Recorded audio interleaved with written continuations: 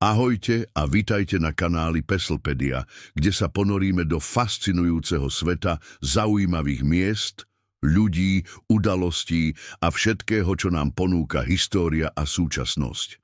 Ak máte radi zaujímavé príbehy a nové informácie, ste tu správne.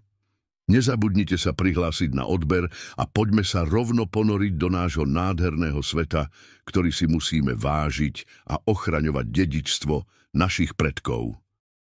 267. pápež katolíckej cirkvi Lev XIV. Lev XIV, vlastným menom Robert Francis Prevost, rád svätého Augustína. Narodenie 14. septembra 1955, Chicago. Je 267. pápež katolíckej cirkvi. Americko-peruánsky rímskokatolícky kňaz, kardinál a augustiniánsky mních, emeritný biskup v peruánskom Chiclayo a prefekt dikastéria pre biskupov. Za pápeža bol zvolený 8. mája 2025 v konkláve po smrti pápeža Františka. Raný život.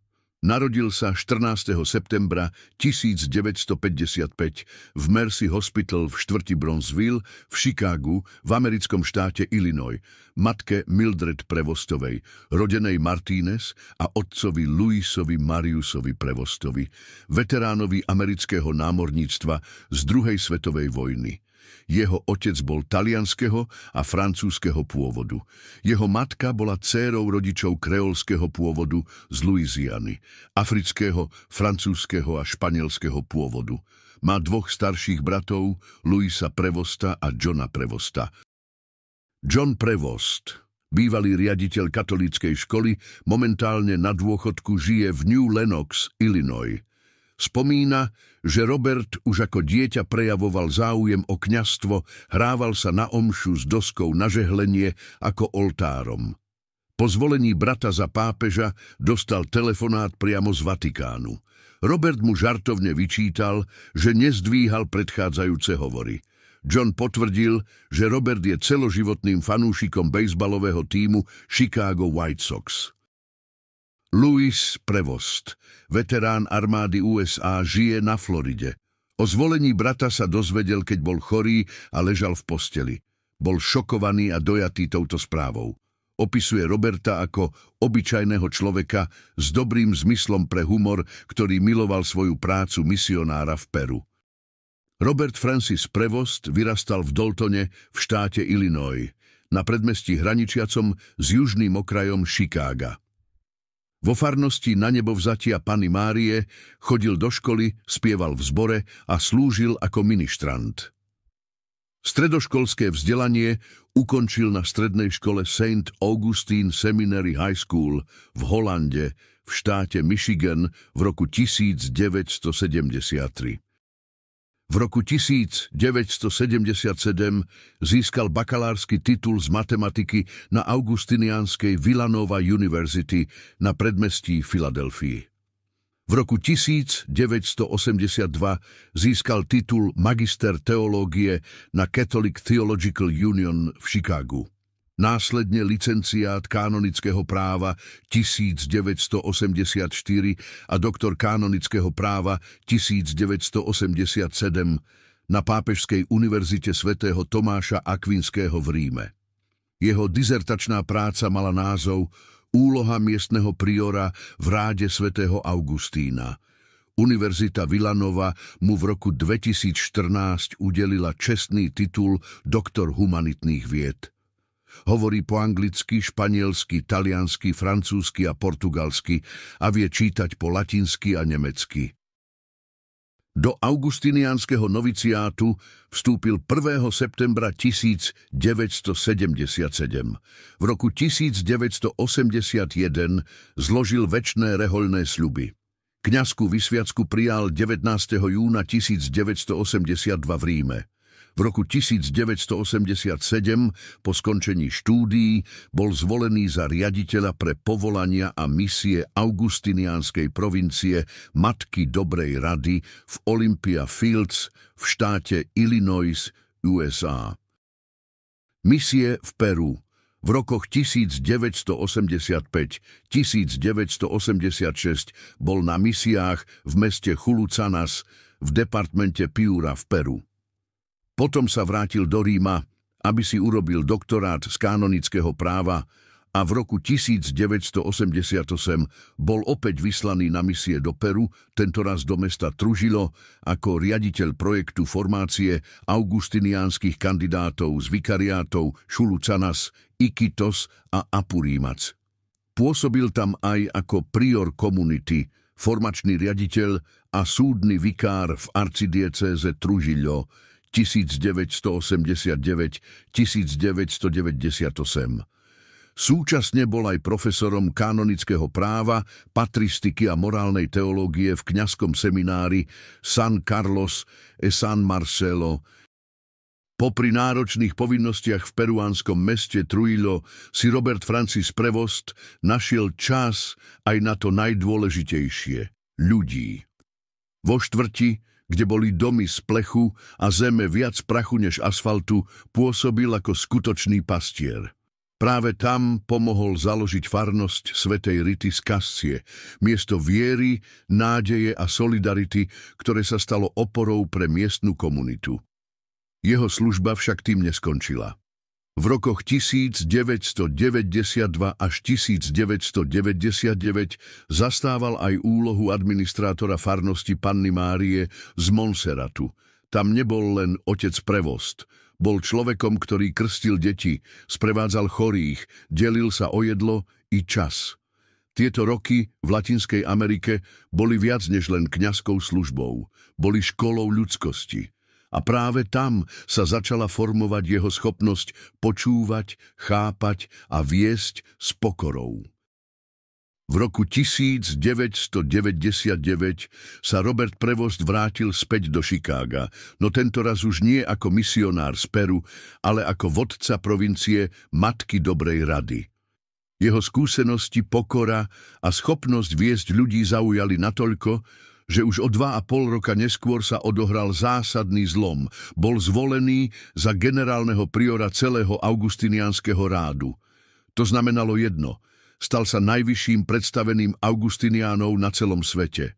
Bol hlasom rehole vo Vatikáne, rozhodoval o smerovaní stoviek kláštorov a inšpiroval tisíce reholníkov naprieč kontinentmi.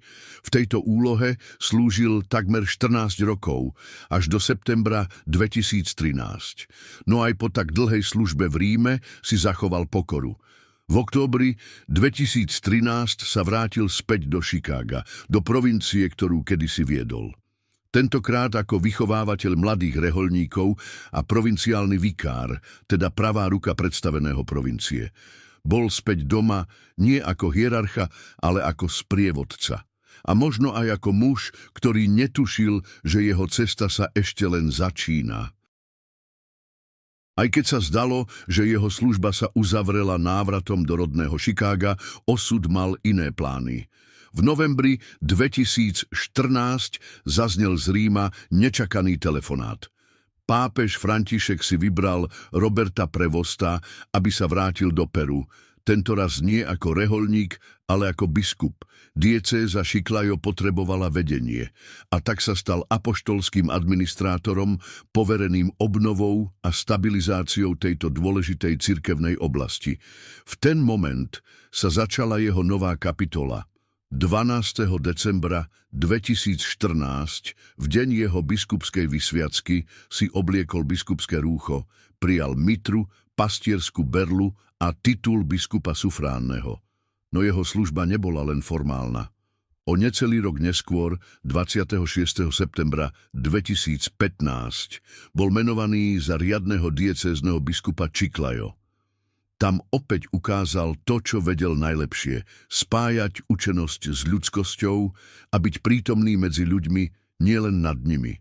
A keď bolo treba, opäť pomáhal. V rokoch 2020 až 2021 prevzal správu diecézy Callao, keď sa ocitla bez vedenia.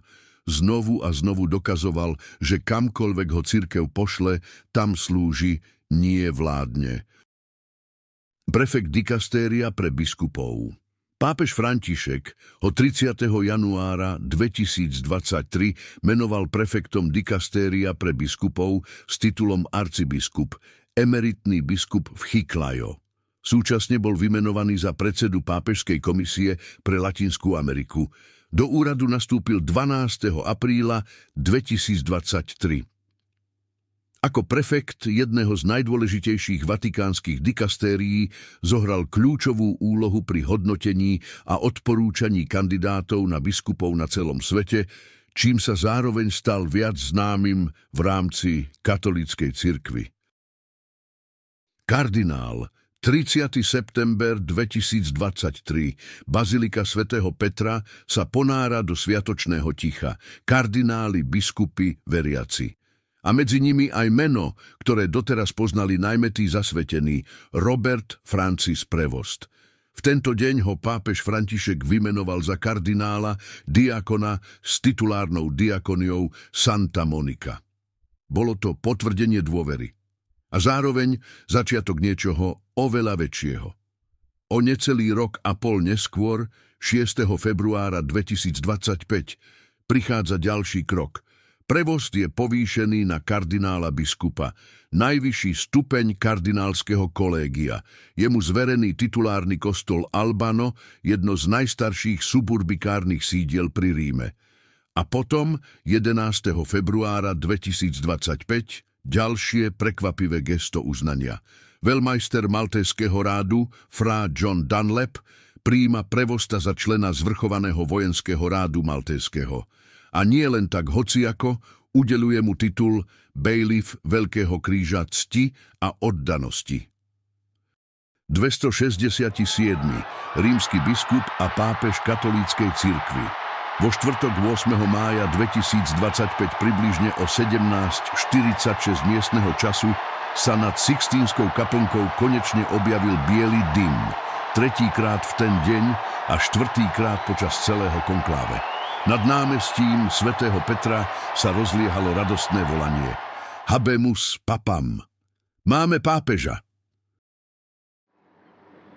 Annuncio vobis gaudium magnum.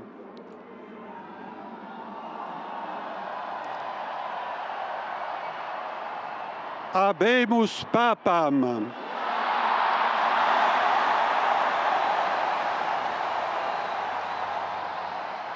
Eminentissimum, ac reverendissimum Dominum, Dominum Robertum Franciscum, Sancte Romane Ecclesiae, Cardinalem Prevost, qui sibi nomen imposuit, Po 4 kolách hlasovania sa kardináli jednomyselne zhodli na mene, ktoré prekvapilo mnohých, Robert Francis Prevost, ktorý si vybral meno Lev XIV. Hoci ho odborníci nezaraďovali medzi hlavných favoritov, jeho blízkosť k pápežovi Františkovi a schopnosť spájať rôzne tábory z neho urobili ideálneho kompromisného kandidáta. Prvé momenty pápeža po zvolení neopustil kaplnku hneď. Najprv objal kardinálov, jednoduché, ale výrečné gesto, ktoré nastavilo tón jeho pontifikátu, pápež blízkosti, pokoja a jednoty. Pápežské meno, silný odkaz histórie. Nový pápež si zvolil meno Lev XIV, čím sa priamo odvolal na Leva XIII., autora slávnej encykliky Rerum Novarum z roku 1891. Tento dokument sa považuje za základ modernej sociálnej náuky cirkvi. Voľba mena tak nie je len symbolická. Je to jasný signál, že aj Lev XIV chce cirkev viesť s dôrazom na spravodlivosť, dôstojnosť a sociálnu zodpovednosť. Tradičné rúcho, návrat k symbolike. Na balkón Baziliky svätého Petra vyšiel Lev XIV oblečený v tradičnej červenej štóle a mocete odevoch, ktoré jeho predchodca František pri zvolení nenosil. Nešlo o pompéznosť, ale o úctu k tradícii, ktorá má dnes nový význam. Prvé slová v 3 jazykoch k svetu. Pápež predniesol svoj prvý prejav v taliančine a španielčine, teda v jazykoch svojich koreňov a kultúry. a nakoniec udelil tradičné požehnanie Urbi et Orbi v latinčine. Jeho hlas bol pokojný, no istý, ako hlas niekoho, kto si uvedomuje vážnosť úlohy, ktorú prijal. Vízia pontifikátu, cirkev ako služobník a brat. O 2 dni neskôr, v sobotu 10. mája, sa Lev XIV. Prihovoril kardinálom a verejnosti. Jeho vízia bola jasná. Pápež je pokorný služobník Boha a bratov, nič viac.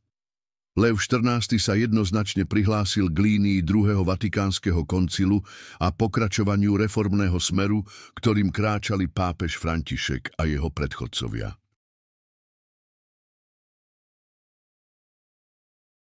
Jeho priority sú posilnenie misijného poslania cirkvi, synodalita, spoločné rozhodovanie a načúvanie, sensus fidei, vnímanie viery veriacich ako živý hlas cirkvi, starostlivosť o chudobných, marginalizovaných a trpiacich, otvorený dialóg so súčasným svetom. AI ako morálna výzva dneška. Prekvapením v jeho prejave bolo, že medzi najväčšie výzvy súčasnosti zaradil aj vývoj umelej inteligencie. Upozornil, že AI nie je len technologická otázka. Ide o etickú výzvu, ktorá sa dotýka ľudskej dôstojnosti, spravodlivosti a zodpovednosti. Týmto krokom naznačil, že cirkev sa nechce uzatvárať pred svetom, ale aktívne vstupovať do najmodernejších a najcitlivejších tém. Záver. Nový pápež, nová nádej. Robert Francis Prevost vstupuje do dejín ako Lev XIV., pápež, ktorý nebol očakávaný, ale o to silnejšie zarezonoval. S pokorou, inteligenciou a odvahou čelí svetu plnému víziev od sociálnych nerovností až po digitálnu revolúciu. Či sa jeho pontifikát zapíše do dejín ako obnova ducha Leva XIII., ukáže len čas. No isté je jedno. Tento pápež má jasný smer a otvorené srdce. Pápež Lev XIV. Prichádza s víziou, ktorá nielen rešpektuje tradície cirkvi, ale zároveň sa odvážne pozerá do budúcnosti. Jeho zameranie na pokoru, jednotu a otvorenosť svetu naznačuje, že jeho pontifikát bude zaujímavým a dynamickým obdobím pre cirkev aj pre celý svet. Tento pápež chce, aby cirkev nebola len ochrancom viery, ale aj aktívnym účastníkom v riešení najväčších víziev našich dní, od sociálnych nerovností po otázky týkajúce sa umelej inteligencie a morálky. Jeho slová o misijnom poslaní, synodalite a starostlivosti o chudobných sú pripomienkou, že cirkev musí byť prítomná tam, kde je najviac potrebná, medzi ľuďmi v ťažkostiach, ale aj v dialógu s moderným svetom. Jeho prístup nebude ľahký, ale môže otvoriť novú cestu pre pokojnú, no odvážnu cirkev. Zostáva nám len sledovať, ako sa jeho vízia naplní. A v tomto období plnom víziev je možno čas na novú nádej a nový smer. Ďakujem, že ste s nami zdieľali tento pohľad na zvoleného pápeža Leva XIV. Ak vás táto téma zaujala, nezabudnite sa prihlásiť na odber kanálu Peslpedia, kde sa s vami opäť podelím o ďalšie zaujímavé témy. Nezabudnite, že poznanie sveta okolo nás začína u vás.